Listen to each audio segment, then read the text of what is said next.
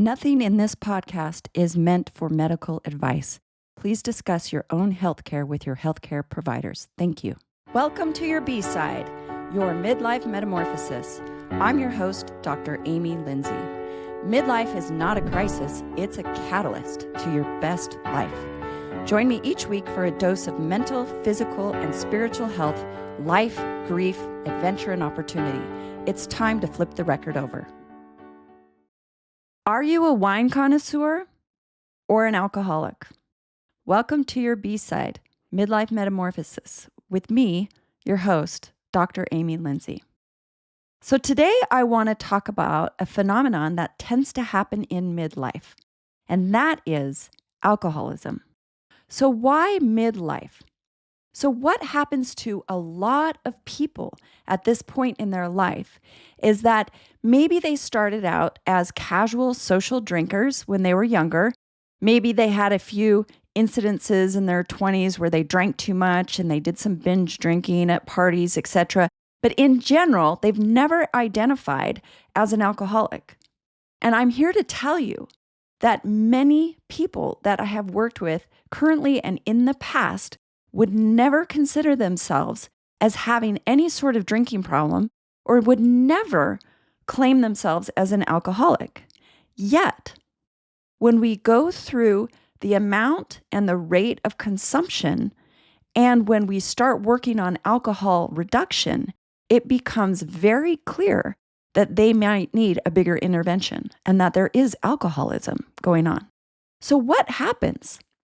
So the first thing you need to know is that there is no shame in my game. In fact, I feel like this conversation is way overdue with so many of us in midlife, especially the people who think about their alcohol consumption as such an important part of their life, right? People get extremely into their wines and the art of winemaking and the bottles. People collect. And then we could also look at craft beers and craft cocktails, that this sort of alcohol consumption is really important to people's lives. And there's an art to it. It's craftsmanship. And I absolutely agree with that. I think winemaking is a beautiful art. I think that craft cocktails and cocktail making and bartending is a beautiful art. I also think that making craft beers is a beautiful art. But when does it cross over into a problem? So I saw this a lot with the pandemic meeting menopause, andropause, and perimenopause. So in midlife, a lot of midlife folks, when that pandemic hit and the shutdowns happened, found themselves drinking copious amounts of alcohol every single day. And it's no wonder, right? It makes a lot of sense. Being stuck at home with a lot of fear, not knowing what's going on in the world, not knowing what's to come, plus everything else that was happening in 2020, which was extraordinarily stressful. So many people dying and so much happening in the world that it makes sense that there was a lot of drinking going on. So let's talk about that a little bit. And then, coming out of the pandemic years, what had happened is a lot of people had developed the habit now, right? They had, without even really thinking about it, they have developed a habit that if you look at it scientifically, if you look at it clinically, many, many, many of these people are into alcoholism, that this is not social moderate drinking, that this has crossed over into alcoholism. So I want to have a very compassionate conversation about this. And if you're listening to this, I have nothing but love in my heart and compassion, because it'll make a lot of sense. So let's talk about some of the benefits of alcohol. Let's talk about some of the benefits. We already talked about the artistry, the social dynamic of it, the love of something that's crafted well and enjoying it, right? But it even gets deeper than that on a biochemical level. So once we get into menopause and perimenopause and andropause is the male assigned sex at birth version, okay? All genders are going through midlife changes. And part of those hormonal changes that come with it, we also have declining levels of dopamine. So dopamine is that chemical that hits our reward centers. I've talked about this before on another podcast, but the dopamine hits those reward centers. So the other thing that hits those reward centers and hits that dopamine so easily is alcohol. So as our body is naturally having declining levels of dopamine, it makes sense that on a chemical level, we're getting those dopamine hits when we drink. Also, another benefit of alcohol is that it calms our nervous system down. And if you are living in midlife, there's a really high chance that you experience high stress, that you have chronic stress in your life.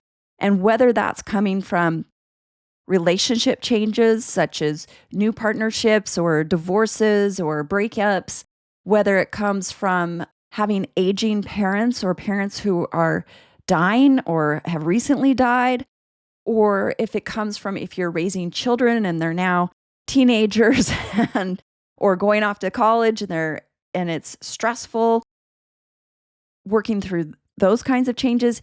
Midlife is that place where there is so much change in us individually and in the people all around us, it seems. And so we are at a state of high stress at midlife. And one of the things that can really calm our nervous system down is alcohol. Alcohol will absolutely suppress our central nervous system and make us feel calm. So it can be a coping mechanism that having a drink helps us cope. Also, a lot of people report using alcohol as a reward, that it's a reward at the end of the day. And that makes sense with that dopamine, right? That you've worked hard all day, you've gone through whatever you've gone through all day, and you just celebrate, and that it's a celebration, that you have a celebration for your hard work and you reward yourself. And there are a lot of people who then are in the habit that when their work finishes for the day and they're transitioning into either spending their evening by themselves or with a partner, and that they're kind of calming themselves down for the evening, that they will start engaging in alcohol consumption. This all makes perfect sense. Yeah. The other benefit of alcohol is it helps with social anxiety. So if you find yourself at an event, or if you find yourself at a party or in a social situation where you want to, quote, take the edge off, that having some alcohol can help you relax in those situations, and it kind of just smooths over some of those interactions and helps you calm down and not be as nervous as maybe you once were. Yeah? So this all makes perfect sense, all the benefits of alcohol, and yet it can then cross over. So you can go from a wine connoisseur or someone who really enjoys a craft beer or a craft cocktail into alcoholism. And it can happen when so slowly and surely that you don't even realize it. So let's talk about some of the costs of alcohol. Some of the costs of alcohol, I'm going to start with sleep. So a lot of people have the incorrect notion that alcohol helps you sleep. It's actually quite the opposite. So alcohol is a sedative and it suppresses your central nervous system. So yeah, it might help you fall asleep or rather pass out, but it's a sedative. So you're not actually sleeping. Like the biochemistry of the alcohol versus true sleep is not the same. You're not going to have that deep sleep, that REM sleep, and you're not going to get the actual hours you think you're getting when you've been drinking. And here's why. So in the middle of the night, you may have experienced this when you've been drinking. You wake up. You wake up and then you can't fall back to sleep. And this is called rebound alertness, because remember, you didn't actually fall asleep. You were sedated. And then once the sedation wears off, you have rebound alertness. So you'll wake up. Another reason is that you're going to have lower oxygen levels when you've been drinking, and your body can then have an alcohol-induced sleep apnea. So your body will wake up in the middle of the night because it's not getting enough oxygen, but this is alcohol-induced sleep apnea. And so you may have been diagnosed with sleep apnea, but maybe they didn't ask you about your alcohol consumption, because if it's alcohol-induced sleep apnea, then guess what? Good news for you. If you can get your alcohol under wraps, if you can decrease significantly or quit drinking, there's a really high chance that that will help with your sleep apnea. Okay? So you also are going to have to wake up because you probably have to pee, right? You've been drinking and then you passed out. Now you've got to pee. So your body's going to wake yourself up. You are also probably dehydrated. So your body's going to wake up and tell you to drink water or drink something because you're now dehydrated. So when you look at all these things, you are not getting sleep. So if you're somebody who's drinking every night, there's a really high chance that you are sleep deprived. And you might feel like you have chronic fatigue. You might feel tired through the day. You might feel stressed out through the day. And I'm here to tell you, it's probably the drinking. Hey, this is Dr. Amy Lindsey, your host of Welcome to Your B-Side, your Midlife Metamorphosis YouTube channel and podcast. If you want to be more involved with my B-Side community, you can join on School. That's SKOOL. You can join my school community. Look me up, Dr. Amy Lindsey. Welcome to Your B-Side, and request to join. Let's talk about some of the other ways in that and how alcohol sneaks up into alcoholism. So I like to call this short-term crossover and long-term crossover. Short-term crossover is basically if you are having some alcohol, you're sitting down with your partner after a long day and you're sharing a bottle of wine, let's say, okay? It's really important to figure out what I call your short-term crossover point.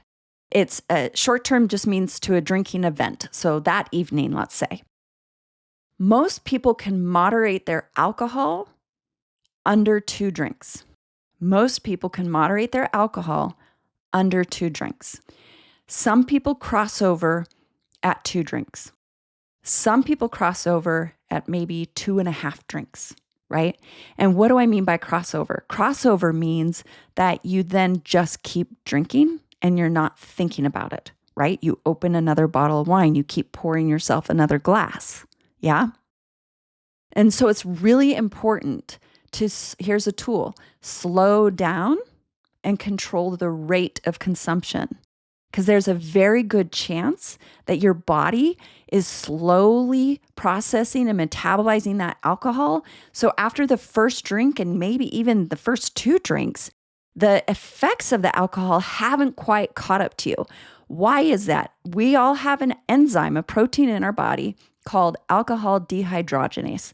And depending on your genetics and depending on your birth sex, it actually has to do with XX or XY chromosome variations, has to do with this, that you may have a slow alcohol dehydrogenase enzyme or a fast one.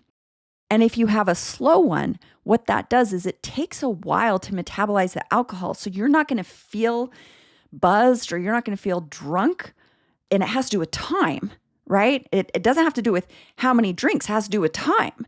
So if you have 2 drinks and then you just stop and you wait and drink non-alcoholic drinks or drink water until you feel the effects, right? Because you're not getting that feedback. And a lot of people will think, oh, I'm fine.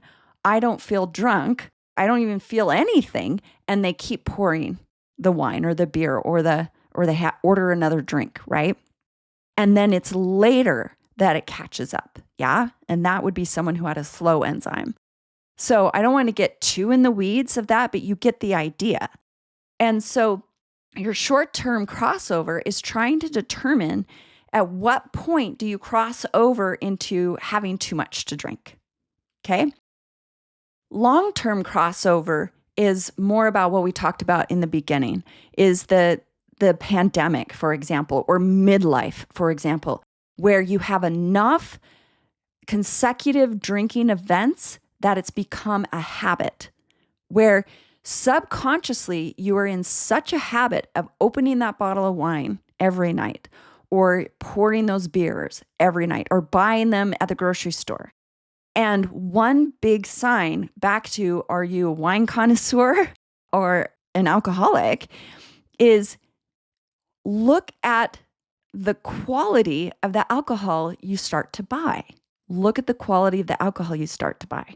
And I say this with all the love in my heart. What tends to happen to people who may have like really shopped their favorite bottles of wine and maybe spent a little more money on their craft beers, etc. When you start economizing your alcoholism, that's a warning sign. I'm going to say that again. When you start economizing your alcoholism, that's a warning sign. When you start trying to constantly save money to buy more alcohol for the week at the grocery store, or get the, cheapest beers or the least expensive wines, that's actually a sign. It's a sign that you've crossed over. And I'm not saying only drink fancy wines and only drink fancy cocktails and beers. I'm not saying that at all, because there's certainly fun in having, cheap beer, etc. I'm not saying that at all. But if you are looking to see where you might cross over in the long term, that's one of the signs. Another sign is that if you tried to not drink in a night, you couldn't, right? So I will often start challenging my patients with dry days. And some people, I'll say, well, when was the last time you didn't have a drink during the day? And if they couldn't tell me, then our first challenge, well, we have two challenges, is first, assign yourself a dry day, at least one a week. Start there. Second, slow down your rate of consumption.